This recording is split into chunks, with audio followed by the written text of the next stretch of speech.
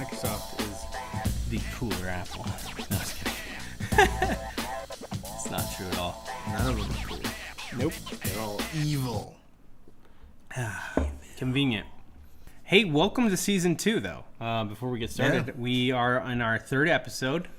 We took a longer break than we expected, but we did a lot of stuff on YouTube. We've been actually really working really hard on that, so that's where we were at. YouTube's a lot of fun. Podcast's a lot of fun. Yeah, you should go check out what we've been doing for the last year on YouTube if you're interested. You should check out YouTube. It's a great platform. There's lots of awesome people on there. For sure. I feel like podcasters and YouTubers, not that they don't get along, but they don't really know about each other.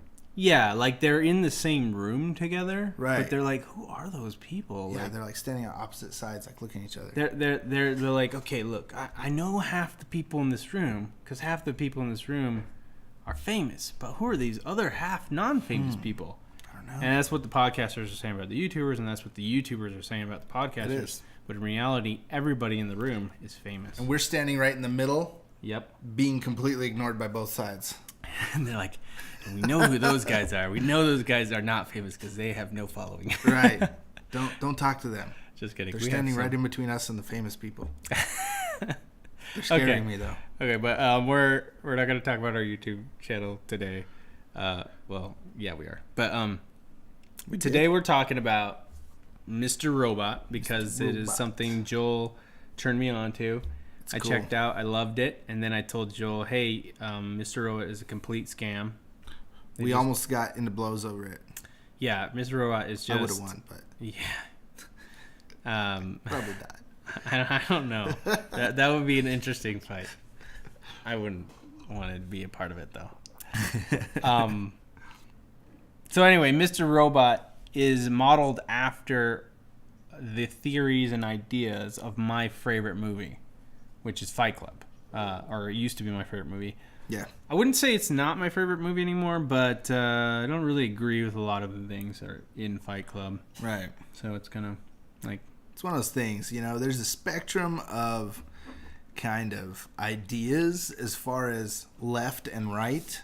We're kind of told they're polar opposites.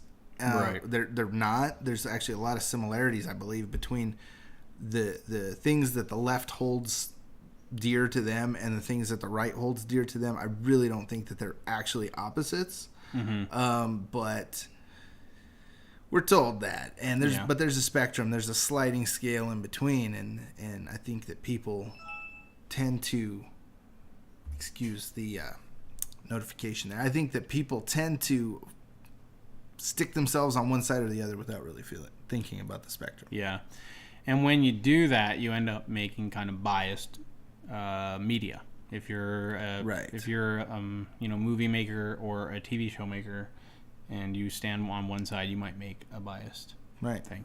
Maybe it's not biased against a Republican or Democrat like we might be talking about right now, but more in Mr. Robot, the bias is against big companies versus the little people, the people at the bottom. Right. So that's kind of what we're going to be talking today about.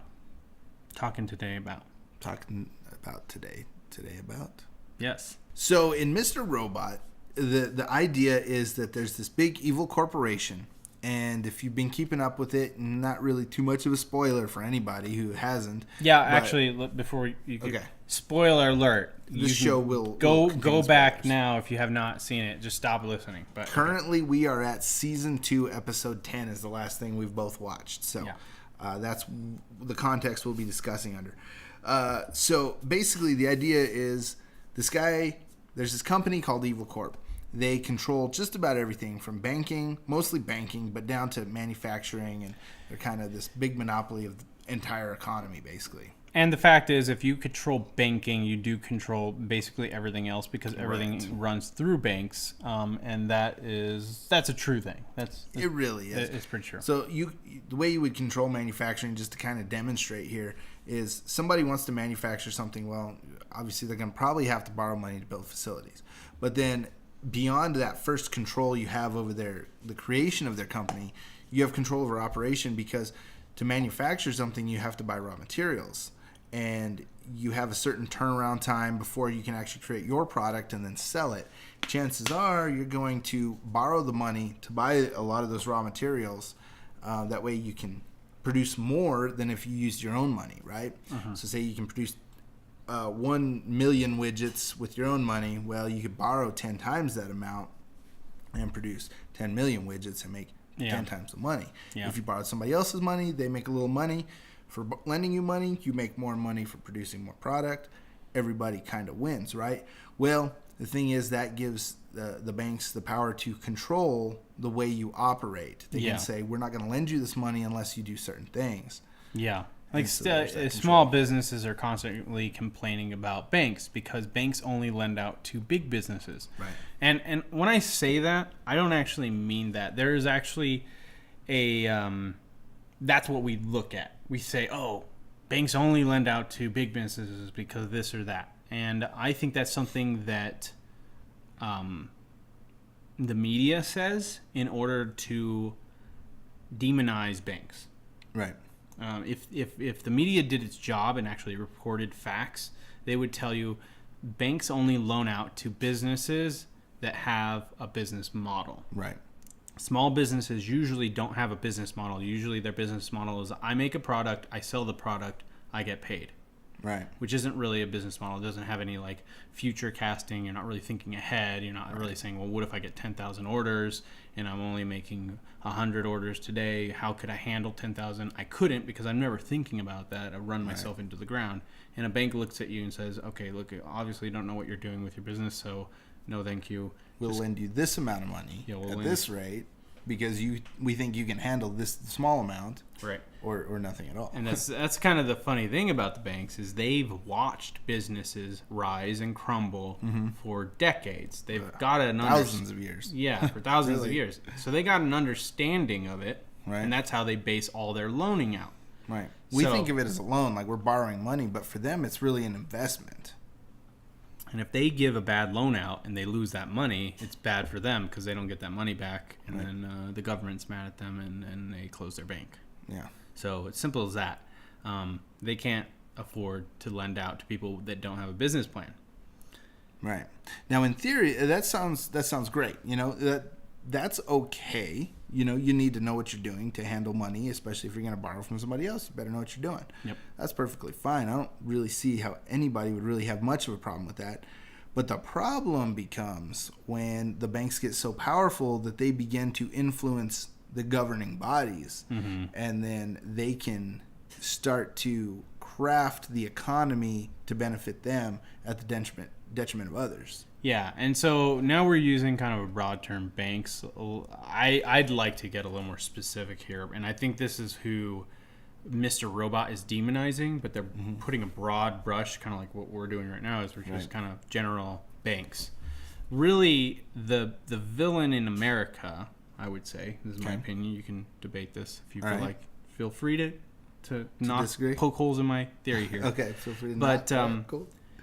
Businesses today are currently serving their stockholders, big businesses. Large business, okay.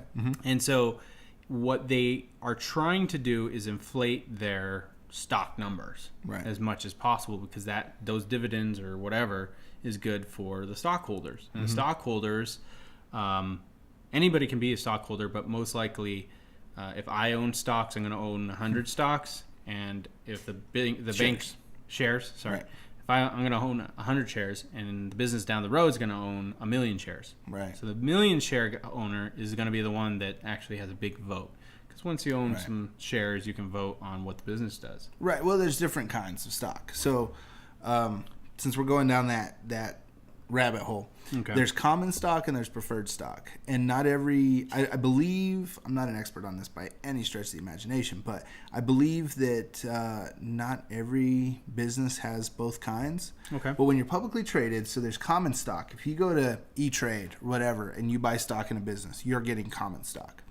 There's preferred stock, and that is the insider kind of stock. I mean, they're all shares and they're all worth intrinsically, so face value, they're all worth the same amount. But preferred stock carries different benefits. Yeah. And so these people, you can go in, and if you own the majority of the stock, be it common or preferred, doesn't matter. You're a controlling owner of the company. So there are what they call takeovers, where some company wants to buy another company and they won't let them. They'll go into the market, into the open market, and buy up so much of their stock that they become a controlling interest in the company, whether the company wants them to be or not. Right. And that's common stock. So there's the two different kinds. And typically your insider shareholders, like they call them, that care about this sort of stuff, that are trying to be pleased, those are typically your preferred stockholders. Okay. So let's talk about how those things like actually affect companies. And I've got some actual examples that I want to use. Definitely. Of some real companies. I'm not sure if I think it is Twitter. Twitter has recently just not done well with its stocks. The thing is, Twitter's making money, but it's not making a ton of money on the internet. Okay. So they have a lot of debt, but that debt's, making money, but it's just making small margins, right? Right. Which is great for the user. We don't see a lot of ads. We don't see a lot of things that bother us. We just see our feed, and we see a few ads here and there. Right. And so it's not too intrusive. Everything's working just fine. On our side. On our side. On Twitter's side, everyone's getting paid, but stockholders are like, hey, we invested in your company, right, and we're not getting our investment back. Right. We want a bigger return on investment. Our ROI is not 14% or 20%. Return on investment. So they want, maybe they're getting like 2% or 3%. It's just not enough for them. So they're like, you need to do something bigger. So there has been a lot of pressure on Twitter to do better job with their ads, to change things up. So Twitter's been doing that. If you haven't noticed, there's a lot more ads on Twitter. You see them every time you click on a tweet to see what how the conversation's going. There's always an ad at the bottom now. And it's not too bad. Yeah, it's not bad yet. I don't feel like it's overly. It's not terrible. I think Twitter is the reason why Twitter wasn't performing is because that's part of their morals. It's like we want to serve the Twitter user, not the guys. But they still have that pressure. Right.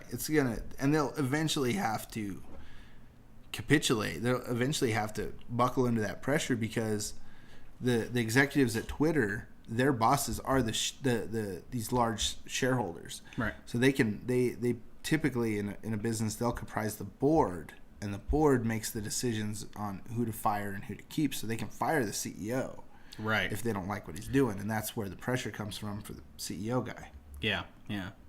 So, bam, there you go. There's the evil corporations controlling Twitter. Another one that's doing stuff is Amazon, and Amazon is another underperforming company. I don't know exactly all the inner workings of it, but Amazon really, I don't know what their business model is because they give away so much stuff. Yeah, right. They give away so much stuff. They take losses in so many things, but they're innovators. I see Amazon as the Apple of our decade.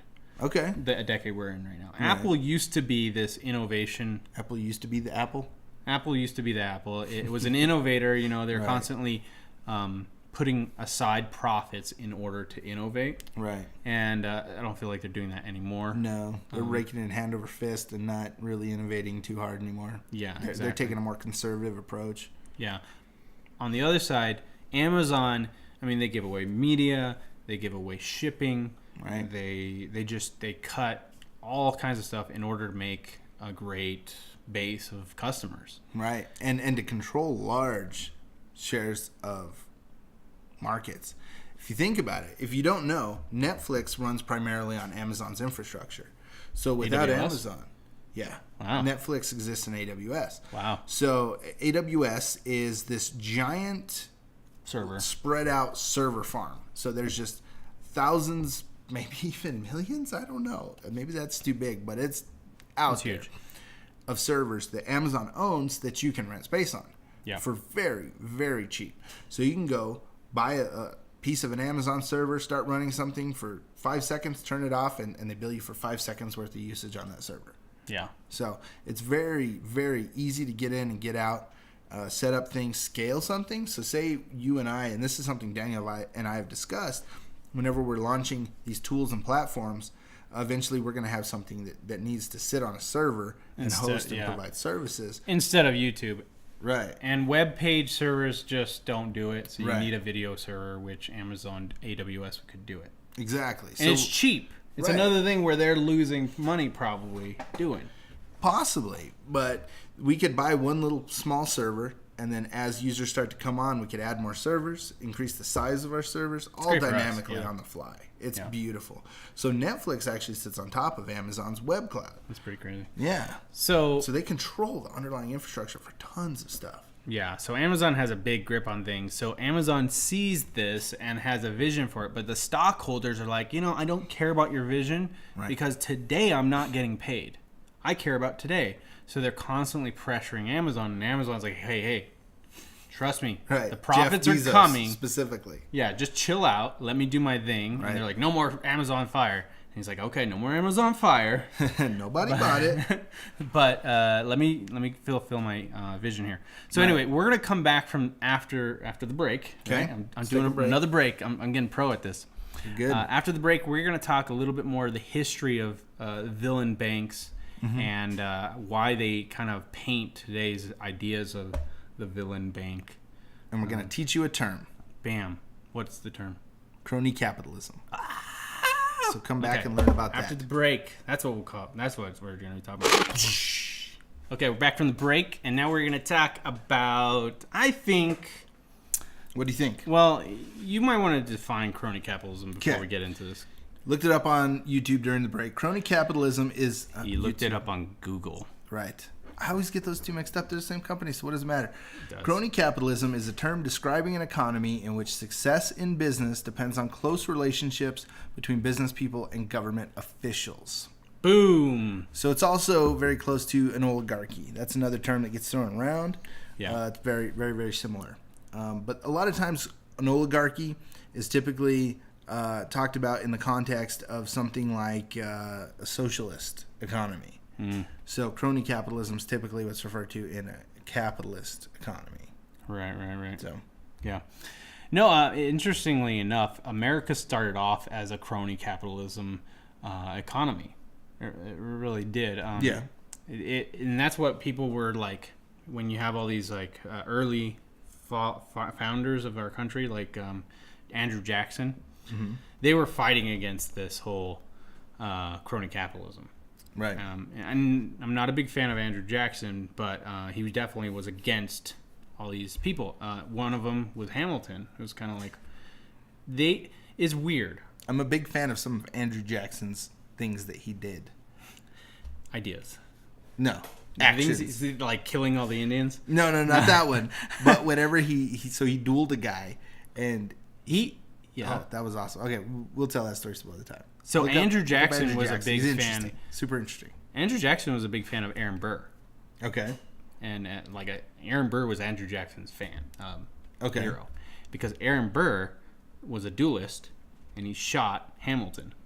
Okay. So, anyway, Hamilton is actually the inventor of the stock market. Right. In America, we didn't have a way of funding businesses, so... That was a great thing. Central banks. He was one of the big proponents of having a central bank. Yeah. So anyway, Thomas Jefferson hated the idea. Yeah, all these people, all these guys. So basically, what happened, in order to be a country, you kind of need these things. You need funds. You need a way of building roads and all this stuff. So you had one section of the government that was trying to get that done. You had the other section of the government which was like, we hate the king, we hate tyranny, and we're trying to fight that. So you had these back and forths, but ultimately, the vision for America was an anti-king, but the beginning of it was kind of this crony capitalism. So one of the things that happened was monopolies started popping up. Right. And there was a monopoly on rivers. So if you owned a river, no one else could boat in that river. So if you wanted to own a ferry and like help people across the river or whatever, you couldn't do it because some guy monopoly owned the river. Gotcha. So there's a guy that pops up. And who's the guy? Let me tell you what he did. Okay. Is he fought the monopolies. Okay. And he went to the government and he fought against the government Okay. Did some very unpopular things at the time to get rid of the monopolies on the rivers so that he could run his own steamboats on the rivers. Okay. So he's a great guy, right? Kind of makes these laws Sounds that like kind of keep monopolies out of the government. Right. His name is Cornelius Vanderbilt. Ah, okay. So it's kind of interesting because Cornelius Vanderbilt, if you don't know who he is, he's the guy that basically took over all the trains in northern America. Mm-hmm. He's also Anderson Cooper's great-great-great-great-grandfather. Oh, what a creep. Anderson Cooper's a descendant of him. No, okay. If you didn't know that. No, I didn't know that. Yeah, he's a Vanderbilt. Cool. Vanderbilt's cool. Ta-da! Okay. So the Vanderbilts are kind of like the first class of America. But at the time, all the top hat wearing people really hated it, Vanderbilt, because Vanderbilt was more like Andrew Jackson, a rough and tumble guy, right? Always coming up, bar fights and stuff like that. Nice, tons of bar fights if you read his documentary. But anyway, what he would do is he would lower his rates. He would do the capitalism, the actual capitalism, not crony capitalism. Okay. Because he wasn't working with the government. He never worked with the government except for during Civil War. He loaned out his boats to fight the South. And that's for a war effort. That's not necessarily crony capitalism. Yeah. But basically he was against working with the government in certain ways. Oh, he did at one point do the mail for the boats. Oh. So he got a bid for the U.S. Post Service. He's providing a service in exchange for money. Yeah. That's normal. And the way he did that was he bid as low as possible in order to run out the business of the guy. Okay. That's what he did with all of his, that's what he did with all of his businesses. He would always sell his services for really, really cheap. Okay, to undercut everybody. Undercut everybody. Then he would have casinos on his boats. Okay. So you gamble on his boats, and if there's nobody else going to any other boats, that means you're on his boat. That means you're gambling on his boat. That means he's making huge profits. Right. So that's kind of how he did everything. He did that all the way through the stock market and all this stuff. Wow. So he looks like this bad guy because he's running all these people out of business, and he's making it impossible for people to have businesses. So he was actually facilitating a monopoly in a different way. Yeah. In a different way. Interesting. So eventually they had to come up with new monopoly rules. But it's kind of interesting because he's this good guy, but he's doing these not good guy things. Right. And he paved the way for Andrew Carnegie and John Rockefeller to kind of do their own types. Got you back. Thanks, man. I knew I was going to forget his name again. To do their own kind of things. So all these guys do their thing, and Andrew Carnegie actually killed 2,000 people, not personally, but by his own hand. Not by his own hand, but his the people he was working with created a really weak dam over a city full of 2,000 people. They knew they should fix it. They didn't. And bam, 2 people lost their lives. It was the greatest disaster in American soil until 9/11. So these guys are robber barons, and they're the kind of classic. But just to also finish his story. Okay. Yes, please. He then starts philanthropy. Okay, because he feels bad. Yeah, because he feels bad. Right. So it's like, oh, look at this good guy that did philanthropy. Oh, look at this good guy that broke up all the monopolies. Blah blah blah. Built Carnegie Hall. Yeah. They look like these great people, but then you look into their history and you find out more about them, and you're like, okay, they're actually villains. Right? Right. And they're trying to either clean their name or clean their conscience or both. Yeah. Right. Yeah. Or I don't think Cornelius Vanderbilt ever cared about his conscience. He was just trying to make the business better for himself. Right. He donated a lot to academic schools. That's true. Stuff. Yeah, he did. So he did a lot of that. He believed in the small guy being able to rise up and do his own business. He did hate the whole... what do you call those things? Aristocrats. He hated aristocrats. Okay. So he did fight that. And so Carnegie started the idea of philanthropy, where instead of just giving all your money to your kid, you try to do a lot of good with your money. And that's carried through to today. Like Bill Gates, he's like, I'm going to give my kid like $1 million, and that's it. They got to figure the rest out on their own. I'll teach them, obviously, but the rest of it I want to give away before I die and do good. And he's done a lot of good. Bill Gates has done a lot of good. Right. I would say Bill Gates is a cool guy. Right. I don't know. Maybe we're yet to find out, but he seems like he does a lot of good things, and he maybe has done some bad things to beat down Apple, but who cares about Apple? Well, and people would say he did some shady things just to get into the business at all, you know? Yeah. So that's another story for another day, but it's interesting how these concepts carry through. And so we're talking about this in the context of Mr. Robot, and you mentioned the dam breaking and killing the people because they didn't feel like spending the money to fix it. Right. Now that parallels exactly with Mr. Robot. So Elliot and Darlene's dad died because of E Corp not wanting to spend the money, and Angela's mother as well, not wanting to spend the money to fix this thing in the Washington Township. Right. The deal. Poison. Right. So parallels. Yeah, it does. And I think they base these characters off of people like Dale Carnegie, or sorry, no, not Dale, Andrew Carnegie and Cornelius Vanderbilt, and other people in today's things. I mean, there are cases of rivers being on fire, right. And different poison. You know, what is that girl, that lawyer girl? They made a movie about her. It's one of those things that you guys can be at home yelling at us the answer. And then tweet it something that sounds like the B word. Aaron Brockovich. Oh, Brockovich? Oh, Aaron Brockovich. Okay, yeah, Julia Roberts and all that. Okay. I said it wrong. Anyway, so she you know, that's the case where the company was poisoning the city. Right. So, yeah. And she fixed it with her boobs. Yeah. Right. Exactly. That's how it works. Yeah, so there's so many like parallels. And they're obviously trying to go for a certain thing. Like in recent, so spoiler here, in recent episodes, they were, that guy Terry Colby, who was like one of these good old boys running E Corp before he got taken down, he is talking to Philip Price, who's the CEO of E Corp, and he's like, why do you do it? Why do you do all of this that you do? And he's like, he kind of goes through this whole little monologue. It's very well written, but he basically says he wants to control everything. He wants to be the most powerful man in the entire world, and that's his goal. And so that's kind of what was happening with a lot of these robber baron guys, right?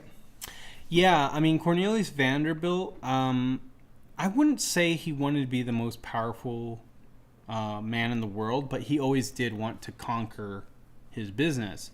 Right. He looked at it as a game or a challenge. Right. And so it is that mentality, but I don't think Vanderbilt, especially, ever did anything with the intention to hurt people, except for his competition. Okay. Like his own employees, I can't say he treated them right. I don't know how he treated them, but I don't think he purposely poisoned people or did anything like that. Okay. But he did want to. Yeah, he had that ambition. He had the ambition, very much reflective of that guy. Right. And I think they're trying to kind of pool. Obviously, they're trying to pool all these big banks and conglomerates into one thing. So I think they're trying to pool all these guys into one person. Because, I mean, you like Enron. Right, exactly. So Enron, Tyco, and all the banks, Wells Fargo, and, all these guys. And our recent bank collapse of 2007. Right, exactly. And trying to do the bailout thing and trying to bring all those into one and represent it so there's one person to punch. Right. But it kind of, because they're doing so much oversimplification of the thing, it starts to reflect bad on everybody who's in business. Right. And not every business is like that. Right. We're business guys. Right, exactly. We want to make a buck. We want to make a lot of bucks. Right. I mean, my ambition is to be very wealthy. Yeah. I want to be... And that's not a bad thing.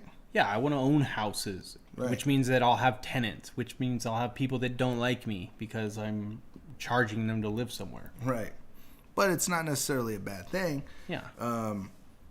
Like we discussed with Bill Gates, he's doing a lot of good with the money he has. Mm-hmm. So it's not that you have a lot of money, it's what you do. What is your moral compass? Yeah. And when I own houses, my vision is to own houses that people like to live in. Right. Because I've been on the bad side of things. Yeah, it sucks.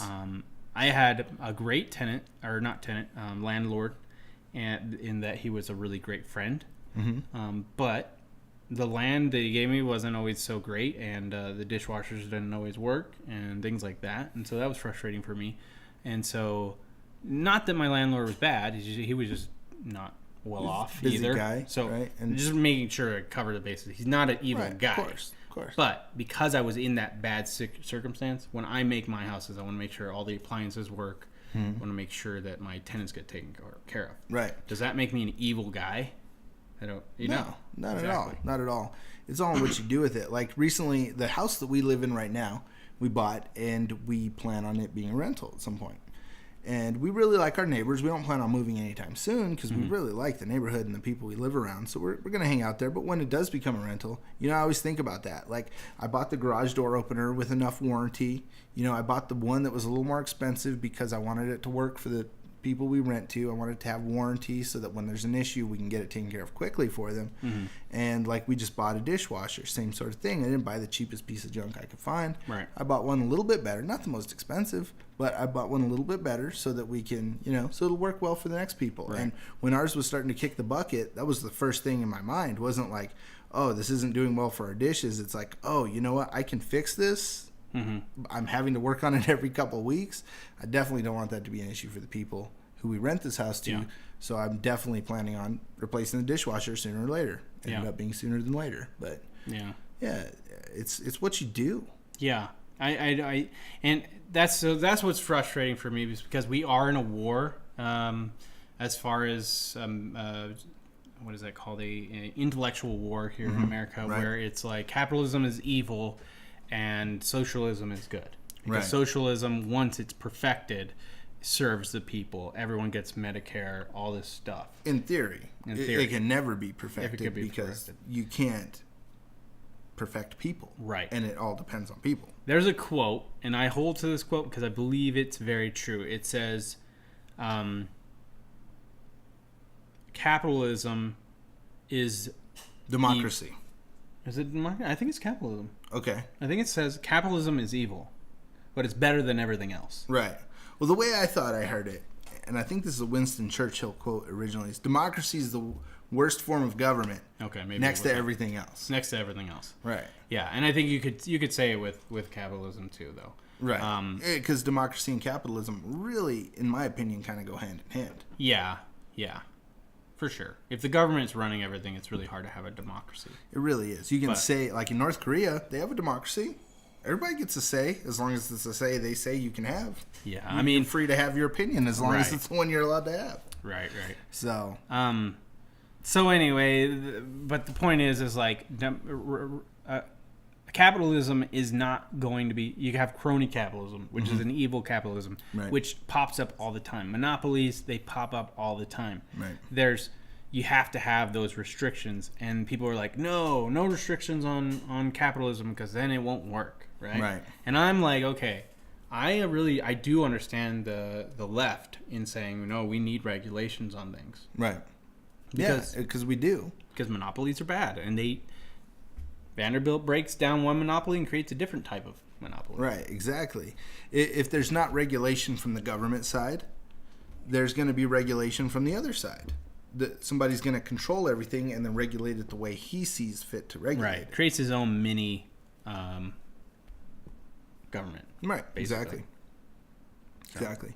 So, but at the same time, then crony capitalism, you have the business people coming into cahoots with the government people, and that's where it becomes a problem because they're supposed to be their checks and balances. Yeah. The guy with the money is supposed to regulate the guy with the authority and vice versa. Right. But with crony capitalism, that's where it becomes a problem and where it starts to break down because money is now influencing politics so that politics fix it for the money. Right. And that's where you have breakdown. Which brings us to the most hated man in America, Donald Trump. So, okay, I don't know where you stand on Donald Trump. I'm not a big fan of him, but the thing with Donald Trump that people fail to understand is that Donald Trump hates crony capitalism. He really does. And that's what makes Donald Trump a good character. Right. Everything else about Donald Trump is like, dude, that guy is terrible. Right? He feels really slimy. And, I think it's partially just his brand that he's built up over the years. Right. Is like the adversary you can't beat. And that's kind of what he's put up. But he doesn't really engage in crony capitalism as much I mean, he doesn't really engage in crony capitalism that I know of. And maybe we just don't know, but... Yeah. I mean, as far as taking money from the government, he, halfway through his campaign, he started actually taking donations. Right. Because he didn't want to do that, and then he's like, okay, I really can't do this without doing that. Right. So I'm like, okay, that's a noble thing. Mm-hmm. I mean, he might be a womanizer and a sexist and racist and all this stuff, but at least, he didn't want to take people's money. That's right. Nice. I mean, when it comes to politics, you're never going to find somebody you 100% agree with. Right. Like, I really like the idea of Gary Johnson. Yeah. He Gary Johnson, really good. 2016. That would be awesome. Hashtag. But I don't know. I don't like the idea of drugs being completely legalized. Yeah. For all drugs. And that's something that he's been a proponent of in the past. I don't know if it's still his current platform or not. Yeah. But, I don't think that would serve us too well, at least in the short term. In the long term, maybe.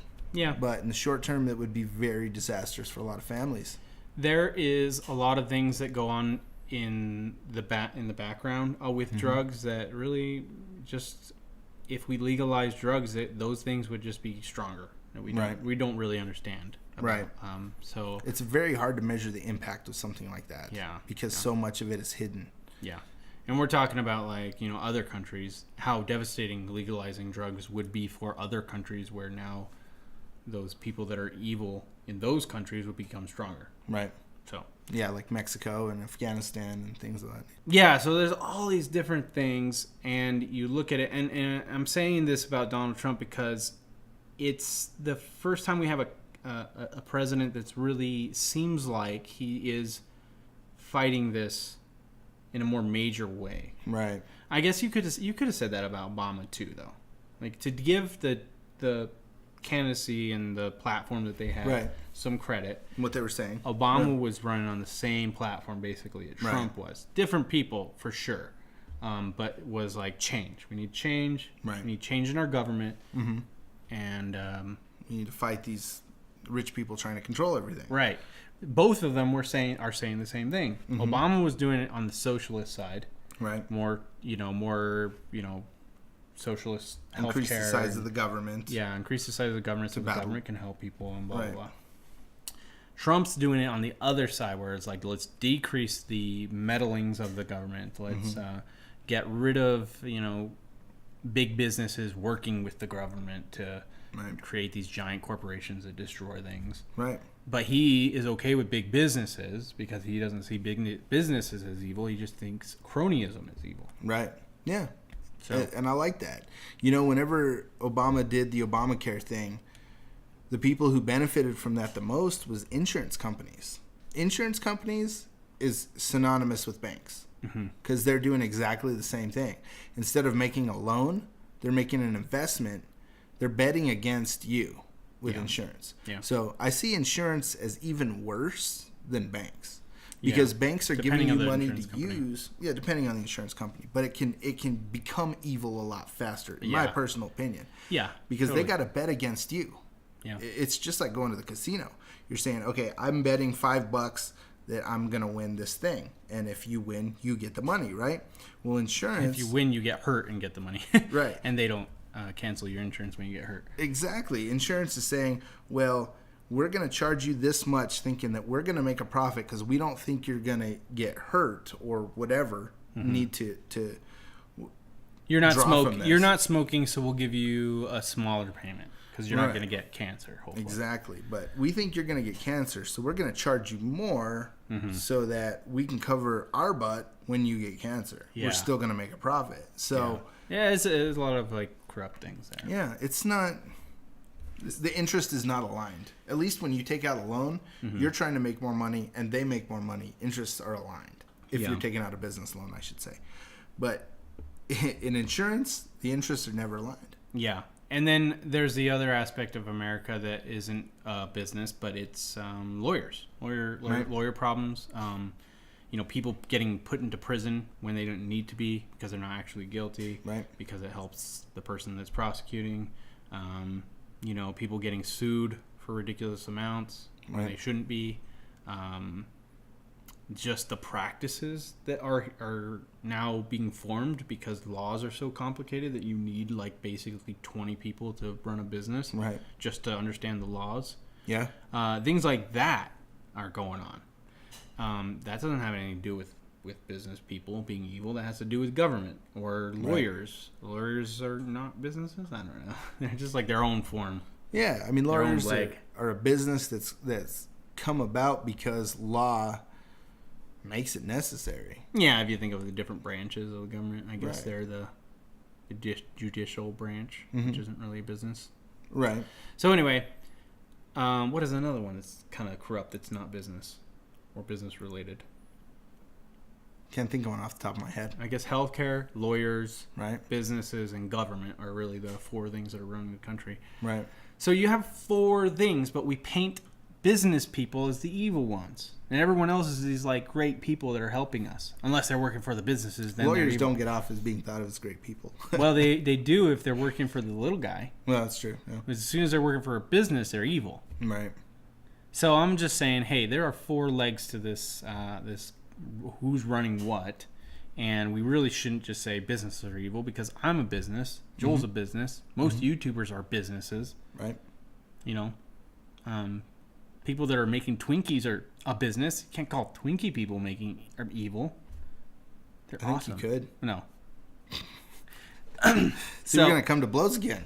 Yeah. Twinkies are great. They're little pieces of heaven. Manna. I think is what the Bible calls it. You think it was Twinkies that fell in the desert for the Israelites? Yes. Okay.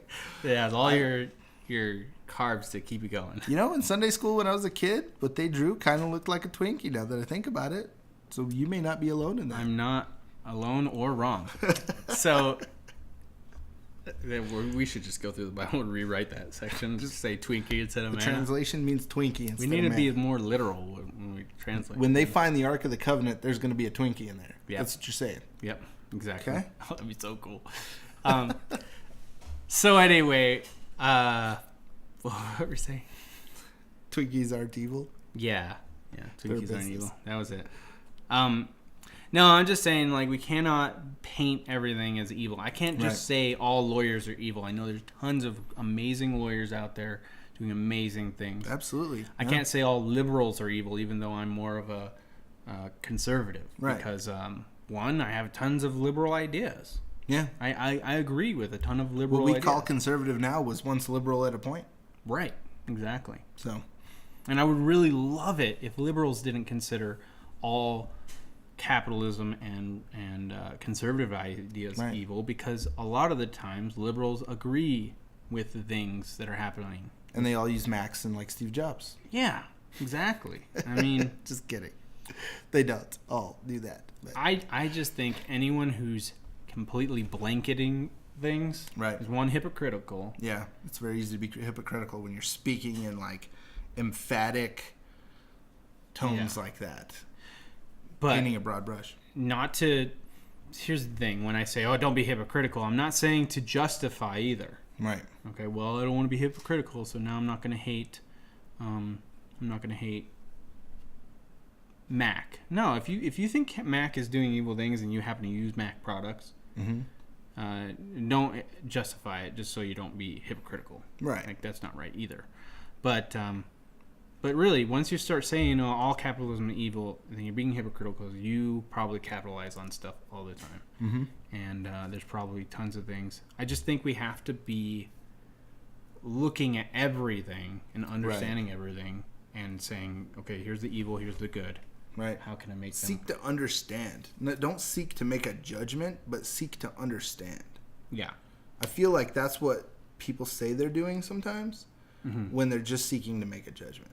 Yeah. About something. I feel like the greatest leaders that have helped the country run better, for instance, like Dr. Martin Luther King. Mm-hmm. I mean, I know there's a ton of things that I do not agree with Martin Luther King, but I think he realized an evil, and he targeted that evil, and that was his main objective. And people could come together with him on that, even if they had disagreed on the form of government that's best, because he was socialist. Yeah. He was very strongly, he believed that was the proper form of government, but you didn't have to agree with him on that to come alongside him for the fight that he was fighting. Exactly. So, and that's what we need to do. We need to find common ground more often than find reasons to divide against each other. Yeah. So with all these things that are evil with the government, like, we need to target crony capitalism. Mm-hmm. I think liberals and Republicans, Democrats and Republicans can agree that crony capitalism is evil. And I think they do agree, and I think that's been their biggest fight, that they're not fighting together, though. They're fighting against each other for the same goal. Right. And what do they say? A house divided cannot stand. Right. That's why we're not making any progress fighting crony capitalism. Right. Because it's just two sides calling each other names when they should be working together to root it out. Yeah, exactly. So, there you go. Call to action. Understand things better. Understand things differently. I have to do that all the time. This year has been a very big year for me to understand a lot more different things about my more liberal side of myself, really. Right. I feel like that's been the same for me.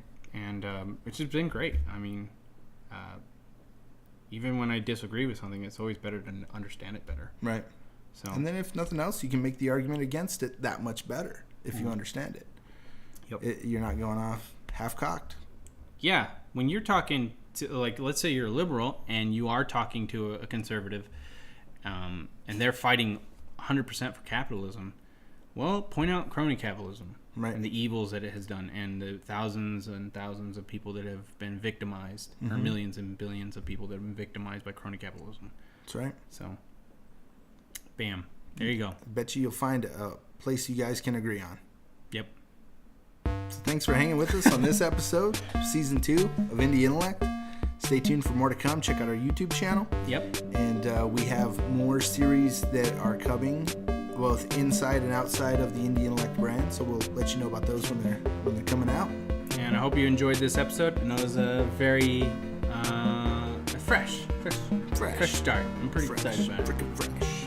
Oh, we never ever actually. We tell people to go follow our Twitter. We'd actually tell them what our Twitters are. Oh, okay.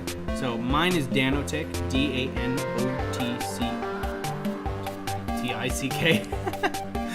Mine is in the show notes. It's in the show notes. Mine is Yiddish, YEDDISH. Yep. So go check us out on Twitch. Talk to us there. We would love to have a conversation with you on Twitter. We would love to battle that out about our crony capitalism ideas. And you can give us your ideas and thoughts, and we can grow together. I mean, let's do it. Discuss. To be humbled. I've been humbled, by people like Jack McClain humble me all the time. And so, just go ahead and talk to us on Twitter. We'd love to hear from you. And then maybe even check out our YouTube video about hacker stuff. Right. We did a one on that. Yeah, we did a nerdism on a piece of hacking gadgetry. Yep. That was used in Mr. Robot. So that link will be in this episode as well. Check it out. All right, guys. Bye. Bye.